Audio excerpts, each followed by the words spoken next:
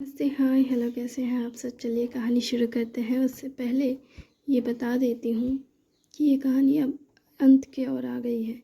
अगर आपको किसी ख़ास तरह की कहानी सुनने में इंटरेस्ट है तो बता सकते हैं, या फिर आपको जो पुरानी कहानियाँ सुने हैं, आपको उनमें से कोई कहानी अच्छी लगी है, उस तरह की कोई कहानी सुनने में इंटरेस्ट है, तो वो भी मुझे बता सकते हैं। मैं आपके लिए एक नई और खूबसूरत कहानियाँ ले आ सकती हूँ। आफ्टर ऑल, मैं बहुत अच्छी राइटर हूँ। तो चलिए कहानी शुरू करते हैं। वैसे मैं कितनी अच्छी हूँ ये तो आप खुद तय कर सकते हैं। बाकी मैं ट्राई करूँगी कि मैं अपना बेस्ट दूँ अपनी कहानियों में।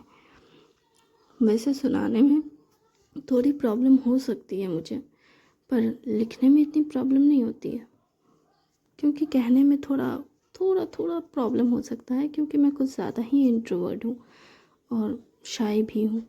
मुझे बोलने में थोड़ा थोड़ा ज़्यादा परेशानी होती है। तो चलिए कहानी शुरू करते हैं। वैसे तो पहले से ज़्यादा हिम्मत आ गई है आपकी वजह से, लेकिन मैं कोशिश करूँगी कि अपनी हिम्मत को और थोड़ा बेहतर बना सकूँ और स्ट्रांग बनकर आपके लिए सबसे बेस्ट और बिना शाय हुए अच्छी अच्छी कहानियाँ सुना सकूँ। तो चलिए कहानी शुरू करते हैं, जहाँ विकी की बातें सुन ऑफिसर कहते हैं, तो क्यों ना हम मिलकर तमाशा करते हैं। विकी ऑफिसर की बात सुन हैरान होते हुए देखने लगता है एकटक ऑफिसर की ओर। ऑफिसर अपनी बात कंटिन्यू करते हुए कहते हैं, थोड़ा झुककर टेबल पे, कि मैं जानता हूँ कि आपके साथ जो हुआ वो बिल्कुल भी सही नहीं है, लेकिन इसका ये मतलब नहीं कि आप हार मान लें। लड़े बिना हार नहीं मानी जाती, विकी कहता है मुस्कुराकर, पीछे में चेयर पे हिलान देते हुए, कि मैं तो लड़े बिना हार मान भी नहीं रहा। मैं तो आखिर तक लड़ने वाला में से हूँ। ऑफिसर बात सुनकर कहते हैं, तब तो ये बहुत अच्छी बात है। तो इस लड़ाई में एक से भले दो हो जाए तो क्या बुरा है। विकी कहता है, पुलिस के ऊपर भरोसा करना इस दुनिया में क्राइम है, पता है क्या। जिस पर वो कहते हैं, ये किसने कह दिया कि पुलिस के ऊपर भरोसा करना क्राइम है। विकी मुस्कुरा कर कहता है, आपको नहीं लगता। जानते हैं, कुछ वक्त पहले ही पुलिस वालों ने राह चलते किसी एक इंसान को बस नाम जात के नाम पे गोली मार दी गई। आपको पता ही है, इस देश में किसी भी इंसान पे भरोसा करना अपनी पैर पे कुल्हाड़ी मारने जैसा है। और भला मैं अपनी फैमिली मैटर को लेकर के पुलिस के पास क्यों जाऊं, जबकि वो भरोसे के लायक ही नहीं है। हाँ, मैं जानता हूँ हर पुलिस वाला ईमानदार नहीं होता, लेकिन हर पुलिस वाला बेईमान भी नहीं होता। हाँ, लेकिन बेईमान की संख्या ज़्यादा है, ईमानदार की संख्या बहुत कम। और ईमानदार लोग में से सबसे ज़्यादा अच्छे से बर्ताव करने वाले लोग, वो उसकी उनकी संख्या तो और भी कम है। जो ईमानदार है वो रूड है, और जो रूड है उनसे लोग बात नहीं करते।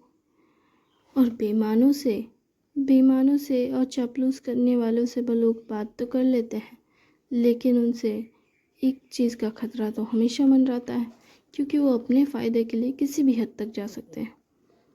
अगर किसी पॉलिटिशियन की कंप्लेन करने जाऊं, वो पॉलिटिशियन का चपलूस निकल गया, तो वो आपकी तो खटिया खड़ी हो जाएगी ना।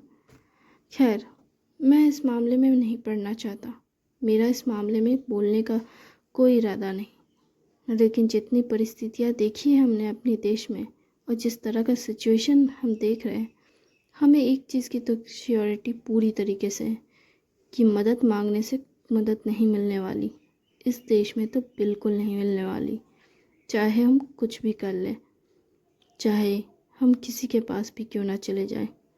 पॉलिटिशियन हो, पुलिस हो, बड़ी अधिकारी हो, या कोई भी हो, आपको एक छोटा सा काम करवाने के लिए भी पैसे देने पड़ जाते हैं। आपको अपनी जेब टटोलनी पड़ती है हर चीज़ के लिए, और आप कह रहे हैं कि हम आप पे भरोसा कर लें। ना बाबा ना, कोई इरादा नहीं है खुद को चोट पहुंचाने का। क्या पता किस केस में आप मुझे अंदर घुसा दें और मेरी पूरी फैमिली मुझे जेल से बाहर निकालने के लिए इस कोर्ट उस कोर्ट के दरवाजे खटखटाएं और हर कोर्ट के जज भी तो बिके ही हो सकते हैं। हालांकि मे भी कोई ईमानदार जज मिल भी जाए तो भी क्या गारंटी है कि वो जज ना बिका हुआ हो, या फिर वो हमारे ही फेवर में काम करे। वो तो सच देखेगा ना, और अगर सबूत नहीं हुआ हमारे पास तो फिर वो तो हमें जेल भेज देगा। अब एक छोटी सी गलती की कीमत इतनी ज़्यादा चुकानी पड़े, ये तो सही नहीं है ना। इसलिए इससे अच्छा होगा कि मैं ऐसी गलती दोहराऊं ही ना, क्योंकि गलतियां दोहराने पे पछतावा हो सकता है। लेकिन आपने गलती की ही नहीं है तो आप गलती दोहरा कैसे सकते हैं? किसने कहा कि मैंने गलती नहीं की? ऑफ कोर्सली मैंने की। मेरे पिता के केस में मैं पुलिस स्टेशन गया था। मैं रोज़ उनके पास गया, उनसे कहा कि एफआईआर लिखवाइए। ऐसा कैसे हो सकता है? वो कहने लगे बुज़ुर्ग है, पैर फिसल गया होगा, बारिश होती है यहाँ पे, इतना क्या सोचना है, इस पर कोई केस नहीं बनता है, चलो निकलो यहाँ से, दफ़ा हो जाओ। उन लोगों ने मुझसे बदतमीज़ी की, रूडली बात की और पुलिस स्टेशन से मुझे धक्के मार के, जैसे कचरे को बाहर फेंका जाता है वैसे उन्होंने मुझे फेंक दिया। और वो कहते हैं कि तुम्हारे पास पैसा है तो तुम जाओ ना, दूसरी कंट्री जाके रहो, तुम्हें यहाँ पे सेफ्टी नहीं मिल रही है। तो मैंने उल्टा सीधा बस सेफ्टी के लेकर के बोला, तो बस उन्होंने ऐसे ही बात कर दी। अपने ही देश में सेफ महसूस नहीं होता और आप कहते हैं कि हम आपसे मदद मांगे? बिल्कुल नहीं। मुझे पागल कुत्ते ने काट के नहीं रखा है कि मैं आपसे मदद कर मांगने जाऊं। मुझे कोई इंटरेस्ट नहीं है किसी से मदद मांगने की। विकी की ऐसी बातें सुन ऑफिसर हैरान तो नहीं होते हैं, लेकिन वो थोड़े परेशान ज़रूर होते हैं। उनके माथे पे एक सिकन जाती है और वो एकदम से विकी की ओर देखते हुए कहते हैं कि हर इंसान एक जैसा नहीं होता। ठीक वैसे ही हर ऑफिसर गलत नहीं होता। विकी कहता है हाथ जोड़ के कि सर प्लीज़ मुझे इस मामले में लेक्चर मत दीजिए। मैंने बहुत कोशिश की है और मैंने अपना बेस्ट किया है। मुझे इस मामले में किसी का ज्ञान नहीं चाहिए। बेहतर होगा कि आप यहाँ से जाएं। ऑफिसर कहता है ठीक है। फिर ऑफिसर विकी के कमरे से ऑफिस से बाहर निकलते हुए अपने साथियों के पास जाते हैं और उनसे कहते हैं क्या उसे ले आए? जिस पर वो कहता है हाँ सर, वो गाड़ी में बैठा है और वहाँ पे जो सबूत थे वो सबूत सब कलेक्ट करने के लिए हमने बुला लिया है फॉरेंसिक वालों को। अच्छा ठीक है, चलो बैठते हैं, चलते हैं थाने। इसकी खातिरदारी भी तो करनी है ना। हाँ सर, इसकी खातिरदारी तो करनी ही पड़ेगी। आफ्टर ऑल इसने एक बहुत गलत हरकत की है। वैसे मेरा एक सवाल था आप लोगों से। उससे पहले मैं एक चीज़ पूछना चाहूँगा। आपका यहाँ क्या कहते हैं, आपका यहाँ काम किए हुए कितने साल हो गए? सर हमें यहाँ काम किए हुए तो 6-7 साल से ऊपर हो गए होंगे। अरे सर हम तो जब से ज्वाइन हुए तब से यहीं पे हैं। ऐसा कैसे हो सकता है? आपका तो ट्रांसफ़र होते रहेगा। अरे ट्रांसफ़र हुआ था ना, अपने आसपास के एरिया में ही हुआ था, दूर दूर नहीं अभी गया हूँ मैं, आज तक नहीं गया। ओह अच्छा, तो आप अपने आसपास के एरिया में ही घूमते रहते थे? हाँ सर, इसलिए मैं जानता हूँ, इस पूरे एरिया को जानता हूँ अच्छे से। अच्छा, तो मुझे बता सकते हो ये विकी के फादर का केस क्या है? विकी के फादर का केस? ओह हाँ, वो उसके पिता का तो हाँ, वो कुछ नहीं है, वो बस छत पे से गिर गए थे और क्या, बस छत पे से गिर गया था। हाँ, वो छत पे से गिर गए थे, यही तो था केस। हाँ, सर ने तो एफआईआर नहीं लिखवाई थी, हमें बस पता था कि उसके पिता छत पे से गिर गए हैं और उसके पिता को लगता है कि किसी ने उन्हें धक्का दिया है। और विकी का भी यही कहना था कि ऐसा हो ही नहीं सकता। मतलब यही सब चल रहा था सर। तुम्हें लगता है बहुत नींद आ रही है? हाँ सर, थोड़ी नींद तो आ रही है, अब रात हो गई है सर। मतलब ऐसी चीज़ें, हाँ, ये थोड़ी अजीब बात है। क्या? क्या मतलब? ये कि किसी को लग रहा है कि उसके साथ गलत हुआ है और उसके लिए वो एफआईआर लिखवाने गया और पुलिस स्टेशन में एफआईआर तक दर्ज नहीं हुई। ओ हाँ हाँ सर, मतलब एफआईआर नहीं लिखवाई गई, वो सर ने मना किया था। पर सर ने क्यों मना किया था? सर ने कहा कि बूढ़े हैं, गिर गए हैं, बस इतना ही कहा था या कुछ और? सर, वो वो क्या, मुझे सच सच बताओ कि इसके पहले जो सर थे थाने के, उन्होंने विकी के साथ किस तरह का बर्ताव किया था जब वो एफआईआर लिखवाने गए थे? तो सर, सच कहूँ तो वो जब एफआईआर लिखवाने के लिए गए थे तो वो काफ़ी थके हुए लग रहे थे। हम तो दरवाजे पे ही थे, तो हम जब अंदर उनके पीछे पीछे आए तो वो एकदम से एक टेबल चेयर के पास बैठे हैं और कहने लगे हमें एफआईआर लिखवानी है। जो ऐसी वो एफआईआर लिखवाने के लिए एफआईआर फाइल कॉपी खोली गई और एफआईआर दर्ज होने वाली थी, तभी सर उधर से आते हैं। वो बाहर राउंड पे गए हुए थे, आते हैं और विकी को देख कर कहते हैं, अरे अमीर बाप के बिगड़ी हुए औलाद। तो विकी ये सुनकर काफ़ी हैरान होते हैं और फिर वो सर की तरफ देखते हुए कहते हैं कि आप इस थाने के इंचार्ज हैं। और उनको ये बात बिल्कुल नहीं पसंद आई थी। क्या थाने के इंचार्ज है ये पूछने पे? हाँ, वो कहने लगे कि तुमको दिखता नहीं है क्या, अंधे हो क्या? वो इस तरह से बोल रहे थे। और क्या कहा था उन्होंने? वो काफ़ी ज़्यादा शाउटली, मतलब चिल्ला चिल्ला के बोल रहे थे कि तुम अमीर बाप की बिगड़ी हुई औलाद, तुम्हारा बाप तो छत पे से गिरा, मरा भी नहीं। अगर मर जाता तो तुम्हारे नाम तो प्रॉपर्टी हो जाती। इतना बड़ा बिजनेस चलाते तुम अकेले, तुम्हारे बाप के अलावा। तो विकी इसमें कुछ नहीं कहता है। विकी कहता है कि वो मरे या जिए, वो तब भी सारी प्रॉपर्टी मेरी ही होगी क्योंकि मैं उनका इकलौता बेटा हूँ। जिस पर वो कहते हैं, हाँ लेकिन बाप को मार देने से जल्दी मिलेगा ना, इसलिए तुमने ये किया होगा। वो उल्टा विकी को दोष देने लगे थे, कहने लगे कि अगर सच में वो छत से गिरे होंगे, किसी ने धक्का दिया होगा तो वो ज़रूर तुमने ही करवाया होगा, वो तुम ही होगे। और मतलब वो ऐसी बातें ही कर रहे थे। अब अच्छा, और क्या? मतलब उनके पास तुम लोगों ने कोई कॉल सुना था कि हाँ, कि किसी ने कहा हो कि केस रजिस्टर्ड नहीं करने या केस को वहीं थाने में से रफा दफा कर देने, विकी को इंसल्ट करने का? उनके सर के कॉल पे? नहीं, ऐसा तो कुछ सुना नहीं था।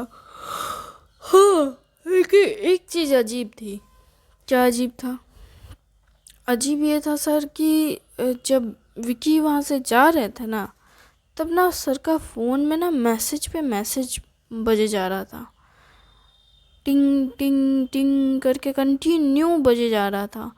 मतलब इतना ज़्यादा मैसेज आए जा रहा, मुझे समझ नहीं आया कि अचानक से विकी के थाने से निकलते ही इतने मैसेजेस कैसे बजने लगे। और वो मैसेजेस जैसे वो पढ़े वो उनके चेहरे की खुशी तो एकदम सातवें आसमान पे थी। और वो खुशी में झूमते हुए कहते हैं कि तुम्हें पता है क्या, लॉटरी लगती है तो कैसे लगती है। जिस पर मैंने उनसे कहा था कि उसके लिए लॉटरी वाले के पास जाना पड़ता है, टिकट काटना पड़ता है, और लॉटरी लगती है तो किस्मत अच्छी रही तो पैसे मिले, और नहीं तो नहीं मिलेंगे। जिस पर वो कहते हैं ऐसा नहीं है, कई बार लॉटरी के पास जाने की ज़रूरत भी नहीं पड़ती, दुकान पर दुकानदार खुद चल के आता है टिकट देने के लिए, पैसे देने के लिए। हमें तो बस उस पैसे को कैसे रखना है अपने पास, इसका इंतज़ाम करने की ज़रूरत है। बाकी किसी चीज़ की परवाह करने की हमें ज़रूरत होती ही नहीं है। और मुझे उनकी ये बात समझ नहीं आई, पर देखा जाए तो शायद किसी ने उन्हें एफआईआर लिखने के लिए ही पैसे दिए होंगे, एफआईआर ना लिखने के लिए ही पैसे दिए हैं। ओह अच्छा, ऐसा भी क्या हुआ है? और और क्या हुआ है एक्स्ट्रा बताना, मतलब विकी के जाने के बाद। सर, मुझे जहाँ तक लगता है इसमें इसके बाद कुछ खास नहीं हुआ, क्योंकि विकी सर करीबन 1 दिन 2 दिन 3 दिन कंटिन्यू आए, लेकिन उसके बाद भी उनको ऐसी इंसल्ट झेलनी पड़े तो उन्होंने कोई भी कैसे आ सकता है। मतलब एक एफआईआर लिखने के लिए भी अगर किसी को इतना कुछ सुनना पड़े तो कोई थाने क्यों आएगा? वो कभी थाने ना आए। उनके पिता के बारे में, उनके खुद के, उनकी परवरिश के बारे में, उनके हर एक काम के बारे में अगर कोई इस तरह से बेइज्जती करे, और उन्होंने आखिरी टाइम पे ये कह दिया था कि अगर तुम्हारे पास इतना पैसा है तो जाओ दूसरे कंट्री में जाके रहो, यहाँ क्यों पड़े हुए हो, तुम्हारा जैसों के लिए ये देश नहीं है। मतलब क्या सच में उन्होंने ऐसा कहा? हाँ, वो ऐसा ही उन्होंने कहा था अमीर बाप की बिगड़ी हुई औलाद हो तुम्हारे जैसे इंसान के लिए ये जगह नहीं है, तुमको तो यहाँ रहने की ज़रूरत ही भी नहीं है, तुम क्यों हो यहाँ, तुम निकल जाओ यहाँ से। मतलब और क्या क्या कहा था। उनके पिता के बारे में, उनके पिता के बारे में बस इतना कहा गया कि मतलब तुम्हारे पिता कितने बेवकूफ़ हैं जो तुम जैसे बेटे को, मतलब अच्छा समझ गया। अच्छा, तो उस ऑफिसर का नाम क्या था जो ये सब कर रहे थे, मतलब हम में से पहले? ओ, उनका नाम सत्येंद्र मिश्रा था। अच्छा, सत्येंद्र मिश्रा, एक बेहतरीन ऑफिसर। मैंने तो उनका करप्ट लिस्ट में सबसे पहला नाम देखा था मैंने। क्या करप्ट लिस्ट? हाँ, ऑफिसर भी तो करप्ट होते हैं ना, उनकी भी तो लिस्ट निकलती है ना। भले ये बात सबके सामने ना आए, पर ऑफिसर्स को तो पता होती है। हाँ, सही कह रहे हैं आप सर। हाँ, जैसे तुम लोगों को पता है कि वो कितने करप्ट थे या हैं अभी भी, वैसे उनका किस थाने में ट्रांसफ़र हुआ है? और उनका ट्रांसफ़र शायद अभी मणिपुर में है वो। अच्छा, चलो देखते हैं, उनसे कभी मिलना हुआ तो बात करेंगे। फ़िलहाल जो केस हाथ में लिए हैं इस पे काम करते हैं, बाद में देखेंगे उनका क्या करते हैं। वो ये कहते हुए नाम दोहराते हैं, सिद्धार्थ मिश्रा, नहीं सत्येंद्र मिश्रा।